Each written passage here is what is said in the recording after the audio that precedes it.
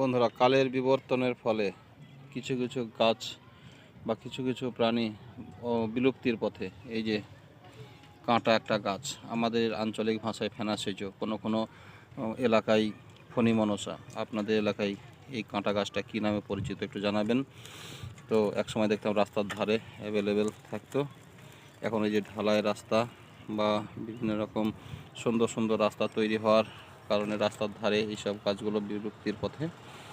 আগে খুব দেখতে পেতাম ছোটোবেলায়, এখন গাছগুলো খুবই কম দেখা যায়। তো দেখুন, হয়তো এসব গাছগুলো আর খুঁজে পাওয়া যাবে না কিছুদিন পরে। তা দিন চলে যায়, কিছু কিছু পুরানো স্মৃতি দেখে যাই দিনে, সেই দিনগুলো মনে পড়ে। দেখুন আর জানাবেন আপনাদের আঞ্চলিক ভাষায় এই গাছটাকে কী নামে পরিচিত।